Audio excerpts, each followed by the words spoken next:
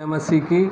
मेरा नाम पास्टर कैलाश पठारिया है और आज मैं आप लोगों को जो है यूहन्ना की पुस्तक उसका दूसरा अध्याय और 13 से लेकर 25 तक जो वचन दिया गया है उसके बारे में बताना चाहता हूँ। तो ये वचन जो है ये बहुत इम्पॉर्टेंट इसलिए है क्योंकि यहाँ पर यीशु मसीह को जो है गुस्सा आया। और आपने अभी जो वीडियो देखा उस वीडियो में आपने देखा कि यीशु मसीह किस प्रकार से वहाँ पे जो बिज़नेस कर रहे हैं लोग उनसे खफा होते हैं, उनसे गुस्सा होते हैं, उनसे नाराज़ होते हैं और उनके लिए उनको वहाँ से भगाने के लिए एक कोड़ा बनाते हैं, है ना। तो अगर आप इस वचन को देखें तो यहाँ पे लिखा हुआ है, यहूदियों का फसह का पर्व निकट था और यीशु यरूशलेम को गया। उसने मंदिर में बैल, भेड़ और कबूतरों के बेचने वालों और सर्राफों को बैठे हुए पाया। तब उसने रस्सियों का कोड़ा बनाकर सब भेड़ों बैलों को मंदिर से निकाल दिया और सर्राफों के पैसे बिखेर दिए और पीड़ों को उलट दिया। और कबूतर बेचने वालों से कहा, इन्हें यहाँ से ले जाओ, मेरे पिता के घर को व्यापार का घर मत बनाओ। तब उसने चेलों को स्मरण आया कि लिखा है कि तेरे घर की धुन मुझे खा जाएगी। इस पर यहूदियों ने उससे कहा, तू जो यह करता है हमें कौन सा चिन्ह दिखाता है? यीशु ने उसको उत्तर दिया, इस मंदिर को ढा दो, मैं इसे 3 दिन में खड़ा कर दूंगा।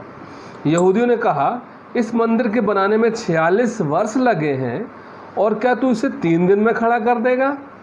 परंतु उसने अपने देह के मंदिर के विषय में कहा था। अतः जब वह मुर्दों में से जी उठा तो उसके चेलों को स्मरण आया कि उसने यह कहा था और उन्होंने पवित्र शास्त्र को और उस वचन की जो यीशु ने कहा था प्रीति की। जब वह यरूशलेम में फसह के समय पर्व में था तो बहुतों ने उन्हें उन चिन्हों को जो वह दिखाता था देखकर उसके नाम पर विश्वास किया।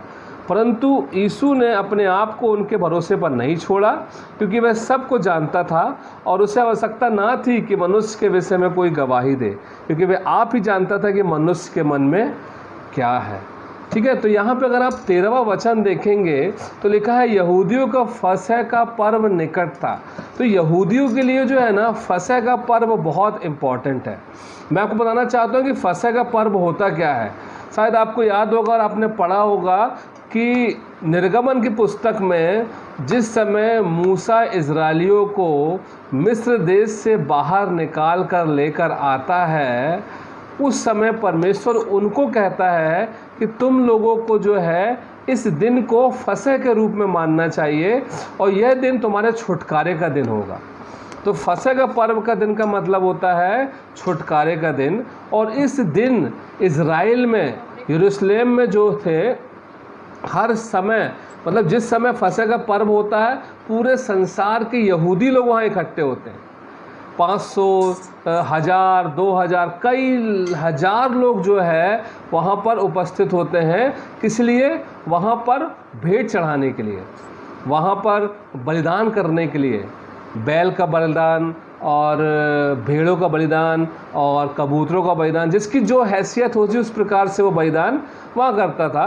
तो आपने देखा यहाँ पर जो बैठे हैं कबूतर बेचने वाले सर्राफों को बैठे हुए यीशु ने पाया। जब मंदिर में आपने देखा कि वहाँ मंदिर है और मंदिर के बाहर जो है उसका जो कोर्ट है, जो आंगन है, वहाँ पे क्या लगी हुई है? मार्केट लगी हुई है, वहाँ दुकान लगी हुई है और लोग वहाँ दुकानदारी कर रहे हैं। इसलिए कर रहे हैं क्योंकि लोग आएंगे और वहाँ पर उनसे खरीदेंगे और जाके परमेश्वर को भेंट चढ़ाएंगे। तो यहाँ पे देखिए लिखा है कि वहाँ पे बैल, भेड़ और कबूतर के बेचने वाले और सर्राफे बैठे हुए थे। वहाँ बैल को बेचने वाले थे, जो ज़्यादा पैसे वाले वो बैल चढ़ा रहे हैं, जो उससे कम पैसे वाले जो होते हैं वो मेमना चढ़ाते हैं, और जो उससे कम के पैसे वाले होते हैं वो बेचारे कबूतर चढ़ाते हैं। और जो मतलब वहाँ पे सर्राफ लोग बैठे थे जो मनी एक्सचेंजर होते हैं, जो मनी एक्सचेंज करते हैं। हुआ क्या था उस समय कि वहाँ पे रोमियों का राज्य था। तो रोमी साम्राज्य का जो पैसा था उसमें केसर जो राजा था उसकी फ़ोटो लगी रहती थी, उसका जो सिक्के में उसका चित्र बना रहता था। तो वो जो यहूदी लोग थे, यहूदी महायाजक थे, वो उसको एक्सेप्ट नहीं करते थे। कि अगर आपको मंदिर में आना है, मंदिर में खरीदारी करना है, मंदिर का जो टैक्स देना है, तो आपको जो है यहूदी पैसे से आपको टैक्स देना पड़ेगा, रोमन पैसे वहाँ पे लगेंगे नहीं। तो इसलिए वहाँ के लोग जो थे उनके पास रोमन पैसे हुआ करते थे, तो वो आते थे और वहाँ पे क्या करते थे, एक्सचेंज करते थे, और फिर वो उनसे पैसे एक्सचेंज करके फिर वो पैसे ले जाके भेड़ खरीदते थे, बैल खरीदते थे, कबूतर खरीदते थे, और जो भी वस्तु होती थी वो खरीदते थे। तो वहाँ पे जो है ना दुकानें लगी हुई थी। तो इसको देखकर क्या हुआ कि यीशु ने क्या किया, रस्सियों कोड़ा बना लिया और सब भेड़ों और बैलों को मंदिर से निकाल दिया और सर्राफों के पैसे बिखेर दिए और पीढ़ों को क्या किया, उलट दिया। और उसको गुस्सा आया, उसने देखा अरे बाप रे, यहाँ पर इस जगह पे तो परमेश्वर की आराधना होनी चाहिए, परंतु लोग यहाँ पर इसको एक बिजनेस सेंटर बना लिए, एक ऐसा जगह बना लिया, बाजार, जहाँ पे अपनी मर्जी से ही लोग अपना अपनी मर्जी से दाम ले लेके लोगों को गलत तरीके से सामान बेच रहे हैं, है ना। 100 का 150 में, 150 का 300 में, ऐसे करके वहाँ पे सामान बिकते थे। तो वहाँ पे यीशु को देख के बहुत बहुत गुस्सा आया और उसने क्या किया, कोड़ा बनाया और सबको भगाया वहाँ से, है ना। सभी लोगों को क्या किया, वहाँ से भगाया और कबूतर बेचने वालों के पास कहा और इन्हें यहाँ से ले जाओ, मेरे पिता के घर को व्यापार का घर मत बनाओ। यीशु मसीह जो है वो चाह रहे थे कि उनका जो पिता का घर है, जो परमेश्वर का भवन है, वो व्यापार का भवन ना बने, ठीक है ना। इसलिए उनको गुस्सा आया। हम हमेशा ये सोचते हैं कि यीशु मसीह बहुत नम्र है, बहुत दीन है। कई लोग सोचते हैं गुस्सा करना पाप है। मैं आपको बता दूं, वचन में लिखा हुआ है कि क्रोध करो पर शाम होने तक तुम्हारा क्रोध खत्म हो जाए। तुम्हारा क्रोध दूसरे दिन तक नहीं बढ़ना चाहिए, है ना। यीशु मसीह ने यहाँ क्रोध किया, परंतु शाम तक उनका क्रोध जो है वो ठंडा हो गया। तो क्रोध करना पाप नहीं है ना। अगर क्रोध करना पाप होता तो यीशु शायद हमारा उद्धार करता नहीं हो सकते थे। पर यहाँ पर यीशु ने क्या किया, क्रोध किया। इसलिए किया क्योंकि उनको अपने परमेश्वर के भवन की धुन लगी हुई थी। वो हमेशा अपने परमेश्वर भवन का आदर करते थे। अगर आप जब यीशु मसीह 12 साल के थे और उस समय फसह के पर्व में आए थे, तो वहाँ पे क्या हुआ था, यीशु मसीह और जो है उनसे बिछड़ गए थे, अपने माता पिता से बिछड़ गए थे, और वो कहाँ रुक गए थे, मंदिर में रुक गए थे। और उनकी माँ आती है, बोलती क्या तुझे समझ में नहीं आता है कि हम इतने परेशान हुए, तुझे ढूंढते ढूंढते हम यहाँ तक आए, तू यहाँ मंदिर में बैठे उपदेश कर रहा है। तो यीशु कहते हैं क्या तुम्हें पता नहीं मुझे अपने पिता के घर रहना आवश्यक है।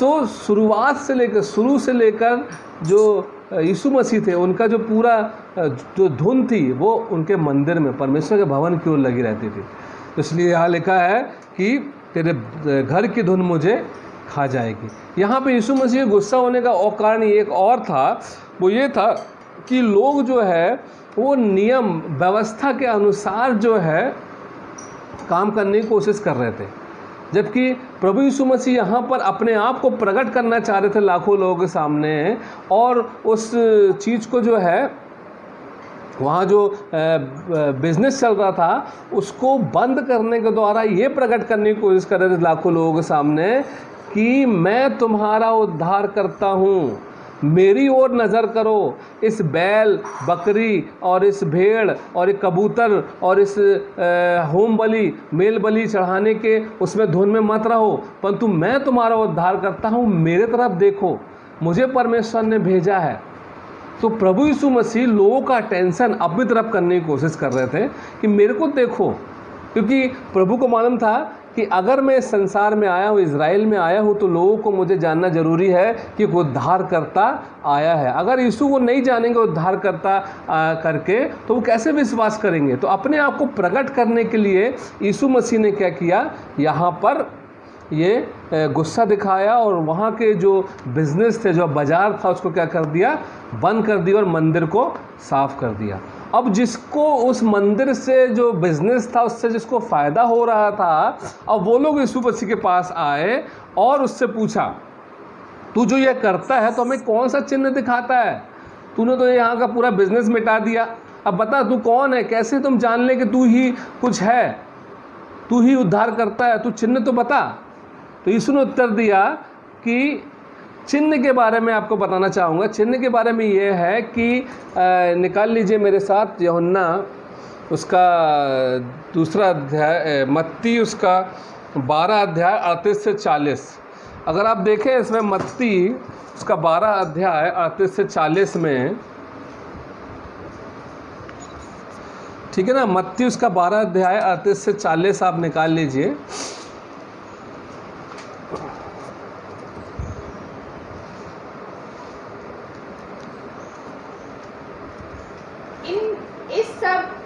इस पर कुछ शास्त्रियों और फरीसियों ने उससे कहा, हे गुरु, हम तुझसे एक चिन्ह देखना चाहते हैं। उसने उन्हें उत्तर दिया, इस युग के बुरे और व्यभिचारी लोग चिन्ह ढूंढते हैं, परंतु योना भविष्यवक्ता के चिन्ह को छोड़ कोई और चिन्ह उनको ना दिया जाएगा। हाँ, यहाँ पे जो फरीसी लोग हैं ना, वो चिन्ह मांग रहा है। प्रभु बोल रहा है कि जो इस बुरे और व्यभिचारी लोग चिन्ह ढूंढते हैं, जो इस संसार में बुरे हैं और व्यभिचारी है, वो चिन्ह ढूंढते हैं। पर यीशु मसीह कह रहा है कि योना के चिन्ह को छोड़ कोई भी चिन्ह दूसरा नहीं दी जाएगा। योना क्या चिन्ह था, क्या किया था योना ने?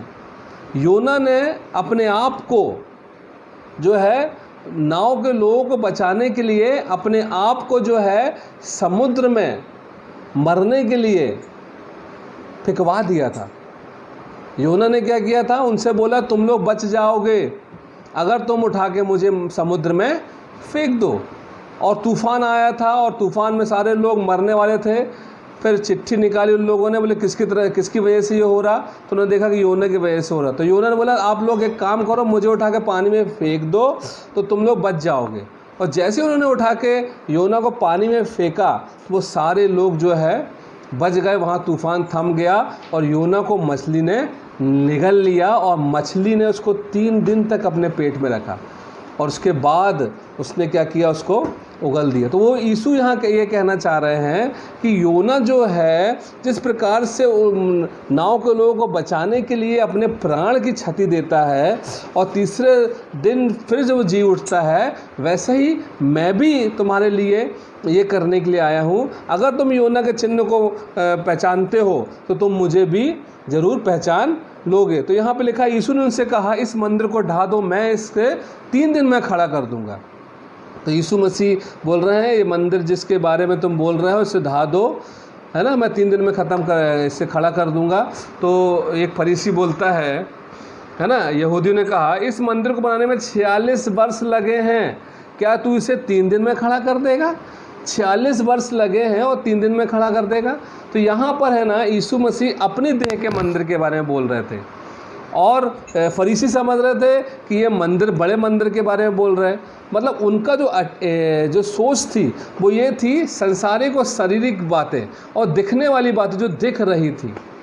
और पर प्रभु जो है वहाँ पे आत्मिक बातें बोल रहे थे और जो अदृश्य बातें जो उनको दिख नहीं रही थी वो बोल रहे थे, क्योंकि प्रभु की जो मृत्यु है और उसका पुनरुत्थान है वो उनको दिखाई नहीं दे रहा था। और प्रभु यीशु को समझाने की कोशिश कर रहे थे कि पवित्र शास्त्र में लिखा है कि एक मेमना हम सब के पापों के लिए बलिदान होगा, मारा जाएगा, गाड़ा जाएगा और तीसरे दिन मुर्दों में से जी उठेगा। वो बताने की कोशिश कर रहे थे। और वो ये बताने की कोशिश कर रहे थे कि जो परमेश्वर का भवन जो है वो मैं हूँ। अगर तुम मुझे नष्ट करोगे तो परमेश्वर मुझे फिर से जला देगा। मतलब मैं असली मंदिर आपका बन जाऊंगा। तो यहाँ पे अगर आप इसमें देखें तो उसने लिखा है, परंतु उसने अपने देह के मंदिर के विषय में कहा था। उसने अपने देह के मंदिर के विषय में ये कहा था कि मेरा जो देह है वो क्रूस पर मारी जाएगी, गाड़ी जाएगी और तीसरे दिन मुर्दों में से जी उठेगी। मतलब परमेश्वर का भवन फिर से तैयार हो जाएगा। मैं आपको बता देता हूँ कि ये मंदिर है 70 AD में नष्ट कर दिया गया। मतलब 70 ईस्वी में इस मंदिर को नष्ट कर दिया गया और आज तक नहीं बना। ये मंदिर आज तक नहीं बन पाया। क्यों? क्योंकि यीशु मसीह हमारा मंदिर है। हमारा मंदिर कौन है? यीशु मसीह सामने स्थिति से बात करते हुए यीशु मसीह कहते हैं कि समय आता है कि लोग जो है परमेश्वर की आराधना आत्मा और सच्चाई से करेंगे। उन्हें किसी स्थान में जाने की ज़रूरत नहीं पड़ेगी, किसी भवन में जाने की ज़रूरत नहीं पड़ेगी, किसी पहाड़ पर जाने की ज़रूरत नहीं पड़ेगी। वो सिर्फ मेरी आराधना करेंगे तो परमेश्वर की आराधना करेंगे। तो यहाँ पर उनको चेलों को जब वो मुर्दों में से जी उठा तब स्मरण आया कि यीशु ने ये बात कही थी कि इस मंदिर को ढा दो, मैं उसे 3 दिन में क्या करूँगा, फिर से खड़ा कर दूँगा। तो मेरा यहाँ पे आपको बताने का उद्देश्य ये है कि यीशु मसीह जो है वो ये चाहते हैं कि हर एक मनुष्य उसकी आराधना मंदिर में ना करे, ना किसी ऐसे स्थान पे करे, ना किसी ऐसी जगह पे करे, ना किसी पहाड़ पे करे। उसकी आराधना वो अपने आप में करे, अपने दिल में करे, क्योंकि यीशु मसीह कहाँ बसते हैं, दिल में। और वचन कहता है कि तुम्हारा जो शरीर है वो पवित्र आत्मा का मंदिर है।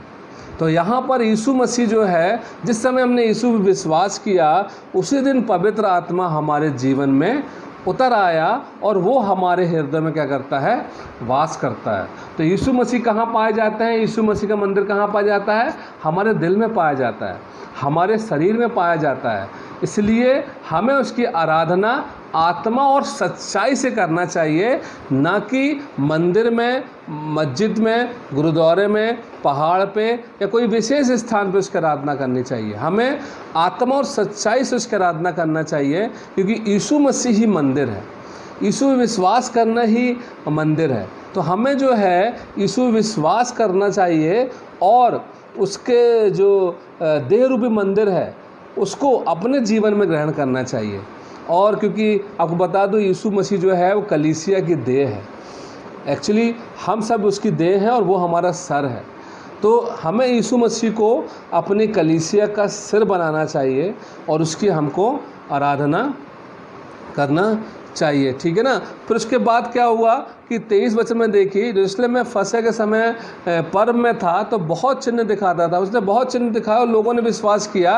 परंतु यहाँ पे लिखा है कि यीशु मसीह ने उनको उनके हाथों में अपने आप को नहीं छोड़ा। क्यों नहीं छोड़ा? क्योंकि उनके मन को जानता था वो। क्योंकि कई लोग जो है चमत्कार देखकर उसके पास विश्वास करने के लिए आ रहे थे। चमत्कार देख कर उन्होंने रोटी खाई थी वो देखकर, और लोग चंगे हुए थे वो देख कर आए थे, पर वो ये देख कर यीशु के पास नहीं आ रहे थे कि यही उद्धार करता है जो हमारे पापों से मुक्ति देगा और हमें परमेश्वर तक पहुंचाएगा। क्योंकि परमेश्वर जो है, यीशु मसीह सारे लोगों के मन को जानते थे।